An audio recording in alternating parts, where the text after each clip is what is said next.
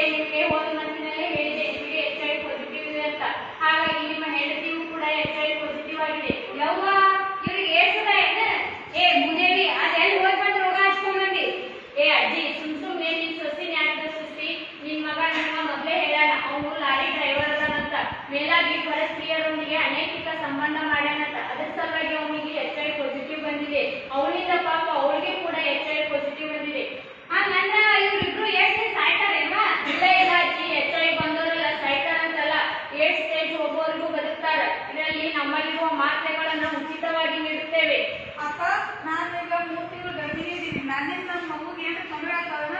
ಇಲ್ಲ ಇಲ್ಲ ಹಾಗೇನೂ ಆಗಲ್ಲ. ನೀವು ಪ್ರತಿ ತಿಂಗಳು ನಮ್ಮೊಂದಿಗೆ ಫಾಲೋ ಅಪ್ ಇದ್ದರೆ ಸಾಕು.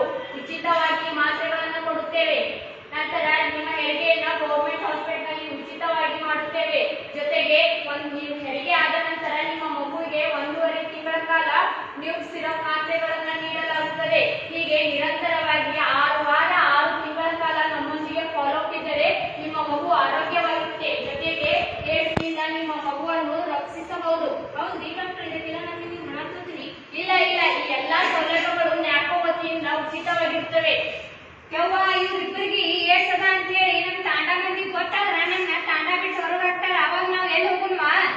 ಇಲ್ಲ ಇಲ್ಲ ಅಜ್ಜಿ, ಈ ಇವರಿಬ್ಬರ ಮಾಹಿತಿಯನ್ನು ನಾವು ಗೌಪ್ಯವಾಗಿ ಇಟ್ಟಿದ್ದೇವೆ. ನೀವು ಕೂಡ ಗೌಪ್ಯವಾಗಿ ಇಡಬೇಕು. ಏ ಅಜ್ಜಿ, ಈಗ ನಿನ್ನ ಮಗನಿಂದ ತಿಳಿಯೋದೋ ತಪ್ಪಾಗಿ ಹೋಗಿದೆ. ಇದು ಕೂಡ ಒಂದು ಸಾಮಾನ್ಯ ರೋಗದಂತೆ. ಇದಕ್ಕೆ ನೀವು ಭಯಪಡುವ ಅವಶ್ಯಕತೆ ಏನಿಲ್ಲ. ಯವ್ವ ಇಷ್ಟೆಲ್ಲ ಹೇಳಿದ್ಮ್ಯಾಗ ನಮಗ ಈಗ ಸ್ವಲ್ಪ ಧೈರ್ಯ ಬತ್ತ.